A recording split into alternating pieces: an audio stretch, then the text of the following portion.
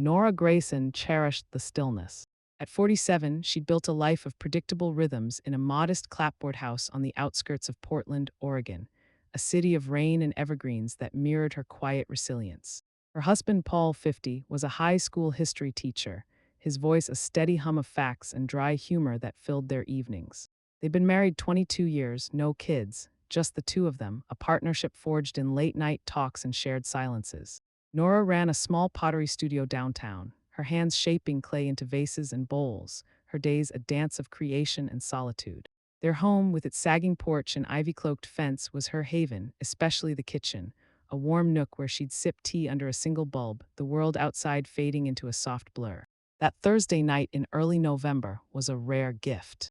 Paul had left an hour ago, his coat flapping as he waved from the driveway.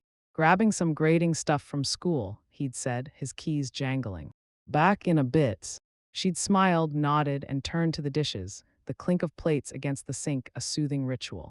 The house settled into a hush, the rain tapping the roof a gentle counterpoint to the gurgle of soapy water. Nora sighed, her hands submerged, the warmth easing the stiffness from hours at the wheel.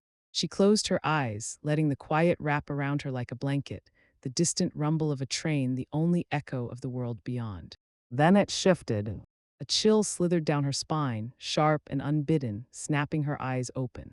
She hadn't heard the door, hadn't caught the creak of the old oak floors, but she felt it, a presence close too close. Her breath hitched, the plate slipping in her hands, water splashing onto the counter. A scent hit her, cedar and leather, faint but unmistakable, a signature she knew too well. She didn't turn, didn't need to. It was Ethan Carver, Paul's oldest friend, a man whose easy charm hid a restlessness she'd always sensed but never named. "Oh, Ethan!" Her voice was calm, forced steady, but her grip on the plate tightened, knuckles blanching. "What are you doing here?" A low hum vibrated behind her, not quite a laugh, more a breath of acknowledgement. "Just passing by," he said, his voice smooth, low, curling around her like smoke. Saw the light on. She frowned, keeping her eyes on the sink, the suds swirling in patterns she couldn't read. "Paul's not here. He's at school." She scrubbed harder, the sponge rasping, trying to anchor herself against the unease prickling her skin. "I know," he said, and the words hung there, heavy, deliberate. The silence stretched, thick and taut, pressing against her ribs. She could feel him, his warmth, his shadow inches from her back, close enough that her pulse quickened, a traitorous rhythm she couldn't still. "You should have called," she said, sharper now, turning her head just enough to catch his reflection in the rain-streaked window, tall, broad-shouldered, his dark hair damp, his eyes locked on her with an intensity that made her stomach twist. "Didn't want to interrupt," he said, a faint smirk tugging at his lips, his tone laced with something she couldn't place, amusement, maybe, or challenge. He leaned against the counter, casual but calculated, his presence filling the small space. Her jaw tightened, the faucet running, a lifeline she clung to. "You're interrupting now," she said, rinsing the plate, her hands trembling despite her effort. "Go home, Ethan." He didn't move, didn't answer right away. His gaze burned into her, a weight she felt without looking, and then he shifted, closer, his breath brushing her neck, warm and deliberate. "You feel it too, don't you?" He whispered, the words a soft detonation in the quiet, rippling through her like a shockwave. Her heart slammed, a jolt of heat racing down her spine. She froze, the water dripping from her fingers, her body caught between flight and surrender. "Get out," she said, but it lacked force, wavering at the edges, a plea more than a command. He chuckled, soft and knowing, then stepped back, just enough to break the spell, but not enough to erase the imprint of him. "See you soon, Nora," he said, his voice unreadable, and she heard his boots on the floor, slow and deliberate, the back door clicking shut behind him. She exhaled, a ragged breath she hadn't known she'd held, and stood there, staring at the sink, her hands shaking. The kitchen felt smaller, the silence heavier, his scent lingering like a stain. She turned off the faucet, the sudden quiet deafening, and pressed her palms to the counter, willing her pulse to slow. It was nothing, she told herself, nothing happened. He'd left. She was fine. Then the footsteps returned, slow, cautious, echoing back from the hall. Her heart lurched and she spun, soap suds dripping onto the floor, praying it was Paul. The doorway darkened and Ethan stepped in, closing the door with a deliberate thud, his eyes unwavering, no smirk now, just a quiet, dangerous resolve. "Why are you back?" she demanded, her voice harder, but it trembled, betraying her. He tilted his head, stepping closer, unhurried. You didn't lock the door, he said, his tone light but laced with something heavier, something that made her skin prickle. I told you to go, she snapped, backing against the counter, the edge biting into her spine. Paul's coming home, leave. He stopped a breath away, his eyes tracing her face, her flushed cheeks, her parted lips, the fear and something else flickering in her gaze. He's not here yet, he whispered, his breath fanning her cheek. And you didn't scream. Her chest tightened, a knot of panic and guilt twisting inside her. I will, she breathed, but the words caught as his hand brushed her arm, just a graze, featherlight, but it burned through her sweater, a spark she couldn't extinguish. Then the headlights swept through the window, Paul's old Subaru crunching into the driveway. Reality crashed in, cold and sharp, and Nora shoved Ethan back, her hands shaking. Go, she hissed, her voice raw. And now, he lingered, his gaze locked on hers, a flicker of something, regret, triumph, crossing his face. Then he backed away, slipping out the back door as the front one creaked open. Paul stepped in, his arms full of folders, his glasses fogged from the rain. Hey, Han, he called, kicking off his shoes. What a mess out there.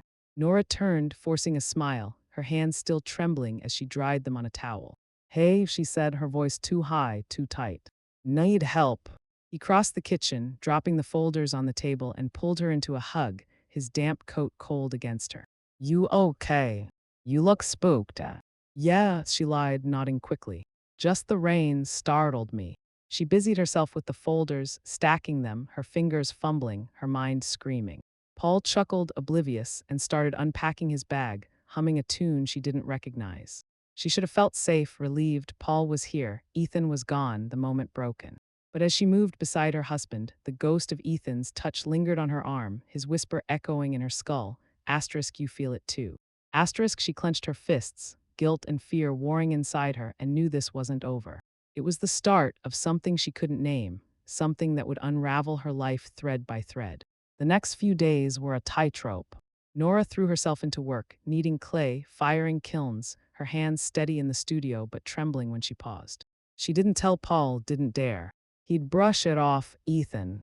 He's a flirt, always been, or worse, he'd see the crack in her, the part that hadn't run. She told herself it was nothing. Ethan was testing her, a one-off lapse, a shadow that would fade. But the lie tasted bitter, and her body remembered, the shiver, the heat, the way she'd stood still instead of fleeing. Then the signs began. A shadow lingered too long outside the studio window Tuesday afternoon, gone when she looked twice. A cedar-scented breeze wafted through the backyard Wednesday morning, no source she could find. Thursday, her phone buzzed, an unknown number, and when she answered, silence breathed back before the line went dead. Each moment tightened the knot in her gut, a silent warning she couldn't ignore. Friday night, it shattered. Paul was at a faculty meeting, the Hausers again, and she stood at the kitchen sink, pouring tea, the bulb overhead casting her reflection in the glass, pale, tense, eyes hollow. She felt it before she saw it, the chill, the presence, and her heart sank. She looked up and there he was, Ethan outside, framed in the dark window, his face half lit by the porch light, his eyes sharp, unblinking, a faint smirk curling his lips. She dropped the mug, tea splashing across the floor, her breath hitching. He didn't move, just watched, his gaze a blade slicing through her defenses. The back door creaked, she hadn't locked it, and he stepped inside, slow and deliberate, his boots silent on the tile. Miss May, he said, his voice low, teasing, but his eyes were anything but playful. Get out, she whispered, backing away, her hands gripping the counter. Paul's coming home, he won't, Ethan said, closing the distance, his shadow swallowing the light. He's stuck in a budget debate, hours yet. He stopped inches away, his scent enveloping her again, cedar, leather, danger. You didn't tell him, did you? Her throat tightened, guilt flooding her. There's nothing to tell. Liar, he murmured, his hand lifting, hovering near her cheek, not touching but close enough to make her flinch. You're shaking, Nora. Not from fear. She wanted to deny it, to scream, to shove him out, but her body froze, caught in the pull of him, the dark current she'd felt that first night. Why are you doing this? She breathed, her voice breaking. Because I've waited, he said, his eyes locking on hers, deep and unreadable. Years watching you fade into him. He doesn't see you, not like I do. The kitchen light flickered, Paul's car rumbling closer, and Ethan stepped back, a flicker of a smile crossing his face. Think about it, he whispered, then slipped out the back door as Paul burst in, rain-soaked and grinning. Meeting's done, he said, shaking off his coat. You okay, Nar? You look pale. She forced a laugh, her hands trembling as she grabbed a towel to mop the spilled tea. Just clumsy, she said, her voice thin. Paul nodded, oblivious, and pulled her into a hug, his warmth a stark contrast to the cold dread pooling in her chest. That night she lay beside him, his snores steady, her mind racing. Ethan wasn't stopping. He was circling, waiting, a hunter testing her will. And the worst part, a small, treacherous part of her didn't want him to stop, not entirely. Guilt clawed at her, but the pull was there, undeniable, a whisper in the silence she couldn't silence. She stared at the ceiling, the bulb's glow burned into her memory, and knew the quiet she'd loved was gone, replaced by a storm she couldn't outrun. Nora Grayson couldn't outrun the echo. Saturday morning broke gray and damp, the Portland sky a heavy shroud pressing against the house's windows. She moved through her routine like a shadow, tea brewed, toast burned, Paul's lunch packed with a kiss on his cheek as he headed to a weekend seminar. Back by dinner, he said, his grin warm, oblivious, the Subaru's rumble fading down the street. She stood in the kitchen, the bulb dimmed by daylight, and stared at the sink, the memory of Ethan's whisper, asterisk you feel it too asterisk, a splinter she couldn't pull. The studio offered no refuge. She drove downtown, the wipers slapping rain, and threw herself into clay, kneading, shaping, her hands steady on the wheel but trembling when she paused. The kiln hummed, the air thick with earth and heat, but Ethan was there, in the cedar scent of the damp wood shelves, the flicker of shadow in the corner of her eye. She hadn't done anything, hadn't crossed the line, but the guilt was a stone in her chest, heavy with the truth she couldn't face. She'd stood still, hadn't run, and a part of her, a small, dangerous part, had felt alive under his gaze. By noon, her assistant, Lila, a lanky 30-something with a streak of blue in her hair, noticed.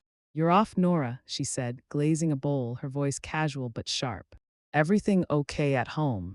Nora forced a smile, wiping clay from her hands. Just tired. Late night. Leela smirked, brushing glaze with precision. Paul keeping you up with his war stories. Guy's a nerd, I love it. Yeah, Nora lied, her laugh brittle, and turned back to her slab, her stomach churning. Paul didn't keep her up, Ethan did, his presence a thread unraveling her carefully stitched life. She hadn't crossed the line, not yet, but it was fraying, weakening under the weight of him. The day dragged, and by closing, the rain had thickened, drumming the studio's tin roof. Leela left early for a gig, and Nora locked up alone, the key sticking in the old lock as her pulse quickened. The street was a blur, cars hissing past, umbrellas bobbing, but she felt it again, that chill, that weight. She turned, scanning the shadows, and saw him, Ethan, across the street, leaning against a parked truck, a cigarette glowing red between his fingers.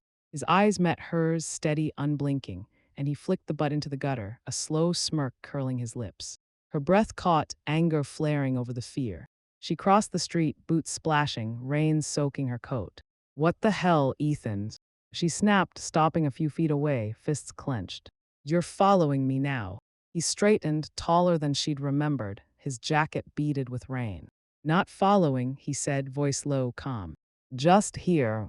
Bullshit, she hissed, stepping closer, her voice trembling with rage and something else. You show up at my house, my work, leave me alone.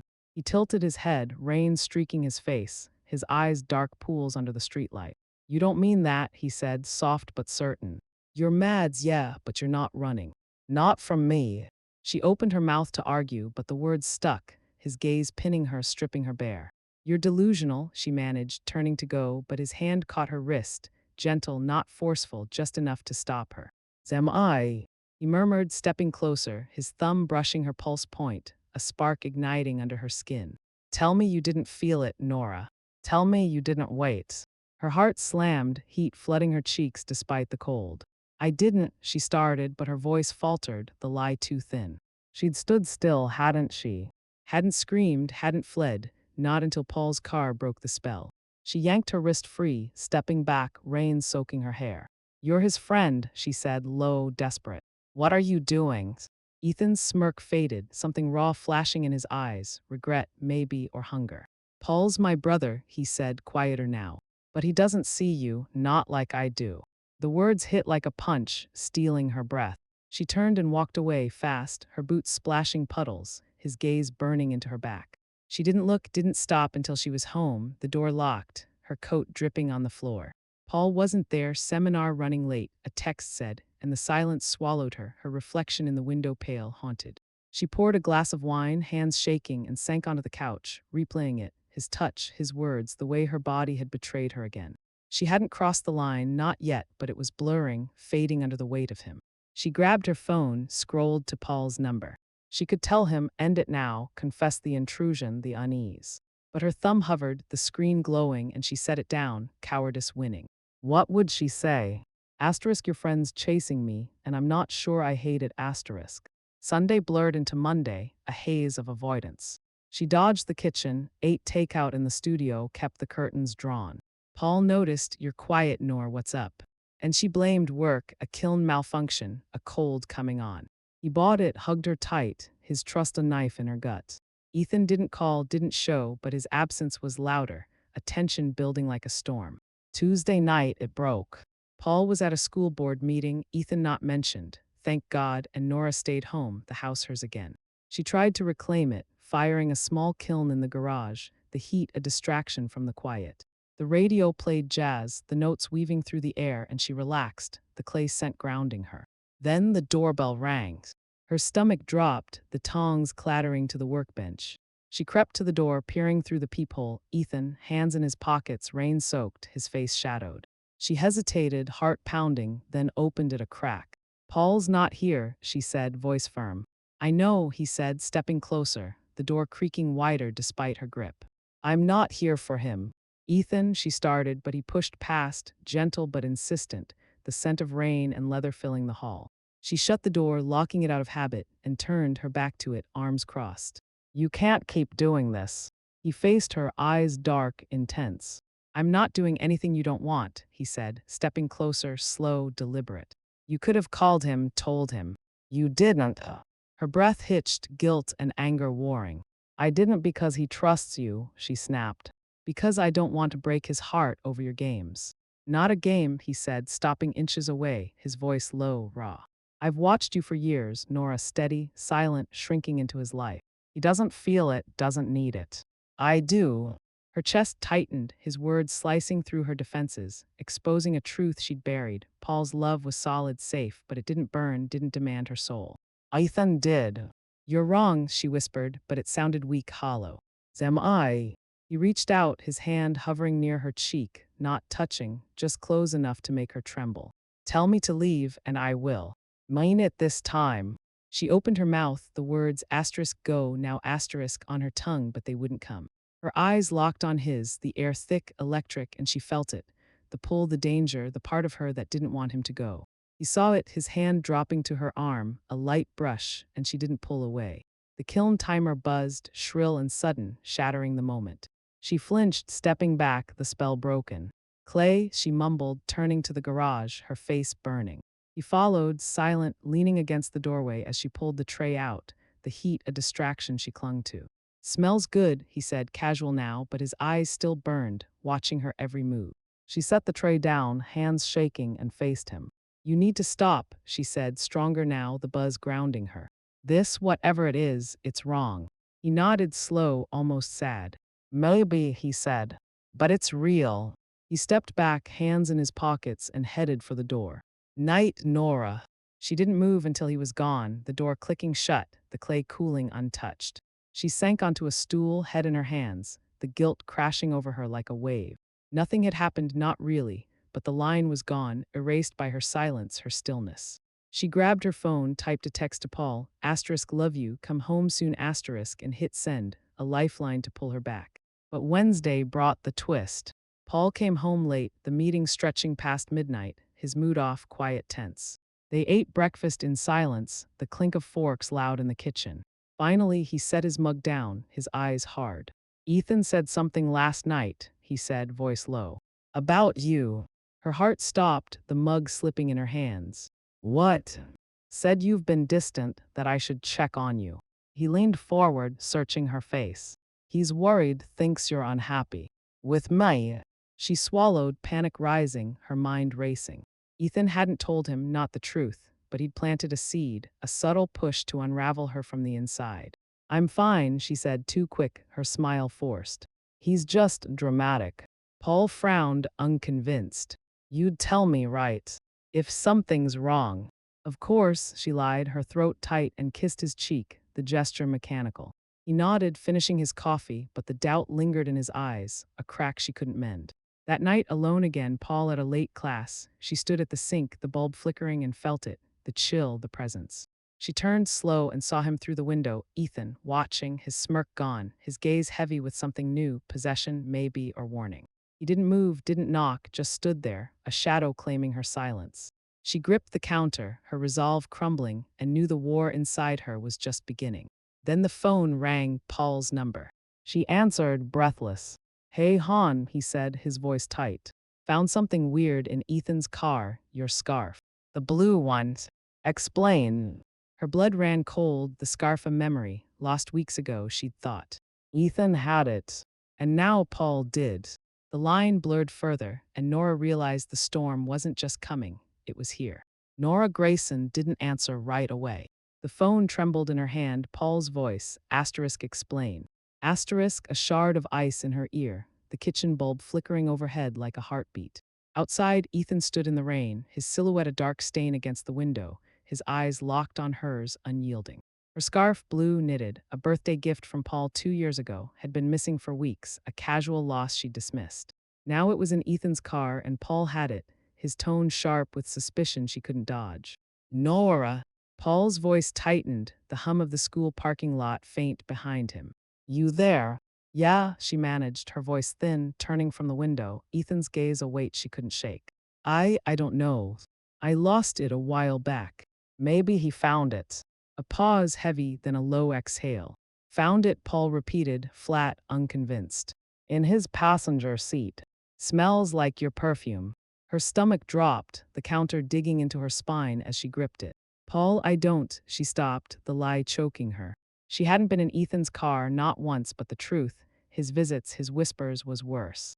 "He must have picked it up somewhere," she said, weak, desperate. "Somewhere," he echoed, his voice hardening. "You've been off, Nor. Distant. And now this. What's going on?" "Nothing," she said, too quick, tears burning her eyes. "I swear I'm coming home," he cut in final. "We're talking. Now." The line went dead and she sank to the floor, the phone clattering, her breath ragged. Ethan was still there, watching, a shadow she couldn't escape. She stood shaky and grabbed a broom, sweeping the spilled tea from earlier, anything to move, to think. The scarf wasn't proof, not really, but it was a crack, a thread Paul could pull. And Ethan, damn him, had planted it, a silent grenade lobbed into her marriage. She glanced out the window. He was gone, the rain washing away his trace, but the damage lingered. Paul burst in 20 minutes later, rain-soaked, his face a storm. He dropped his bag, the scarf, her scarf dangling from his hand, damp and accusing. "Explain," he said, voice low, trembling with hurt and rage. Nora faced him, her heart pounding, the kitchen shrinking around them.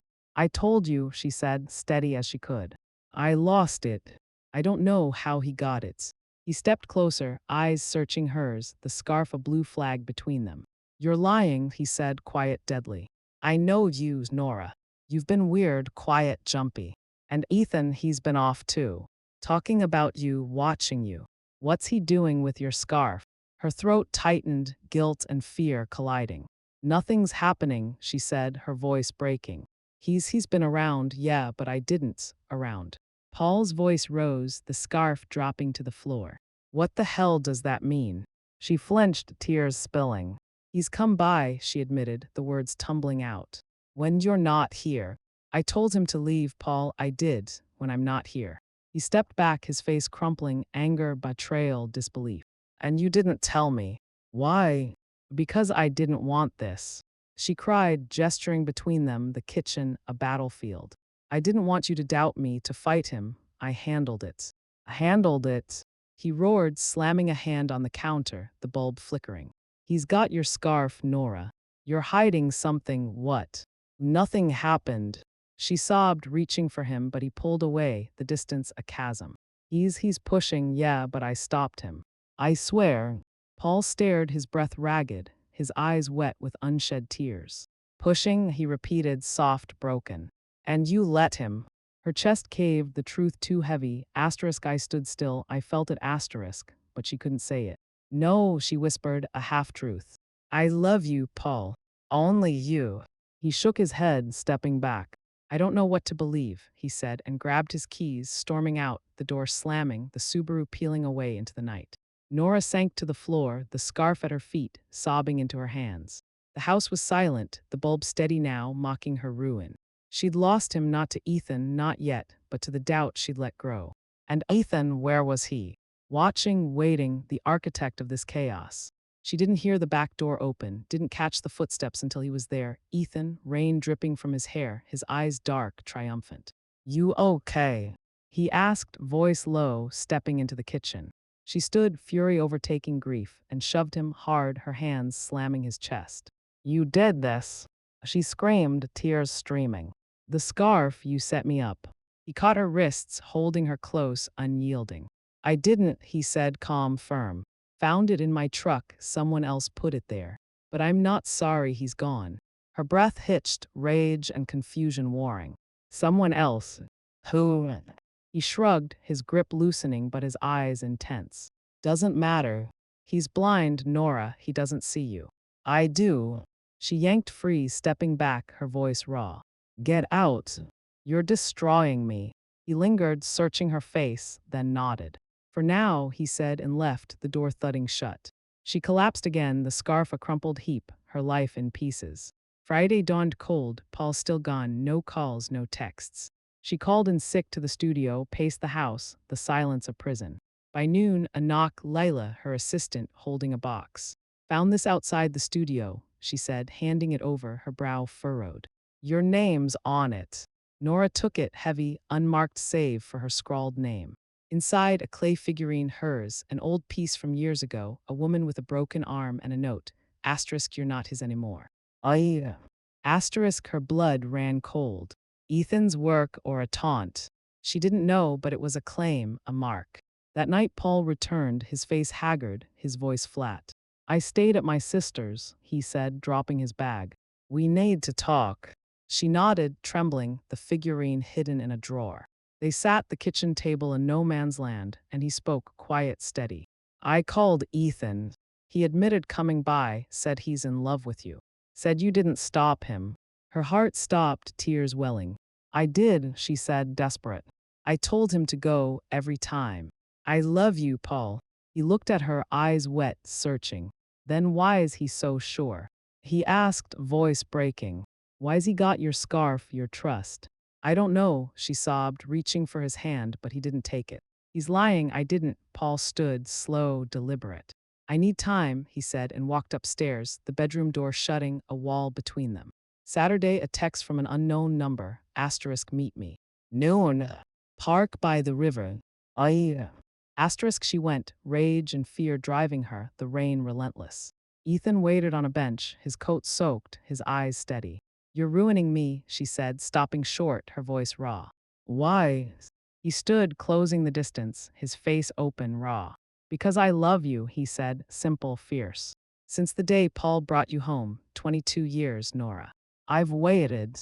Her breath caught, a memory flashing, Ethan's shy smile at their wedding, his quiet presence through the years. You're his friend, she whispered, tears mixing with rain. And you're his wife, he said, stepping closer, his hand lifting, brushing her cheek. But you're mine, too, in here. He tapped his chest, his eyes burning. She slapped his hand away, stepping back. No, she said, firm, final. I choose Paul. He nodded slow, a flicker of pain crossing his face. Then fight for him, he said, and walked away, the rain swallowing him. Sunday Paul sat her down, his face softer, tired. I believe you, he said, taking her hand, his grip tentative. But Ethan's out. I told him friendship's done. Relief flooded her, tears spilling, and she hugged him, his arms slow to close but warm. I'm sorry, she whispered, the guilt still there, a scar. That night, a package, small, no note. Inside, her scarf, pristine, and a photo. Her and Ethan, years ago, a picnic, his arm around her, Paul cropped out. A truth she'd forgotten, a past she'd buried. She burned it, the flames eating the edges, but the whisper lingered, asterisk, you feel it too, asterisk. And she wondered if the storm was truly over, or if Ethan's silence was the loudest threat of all.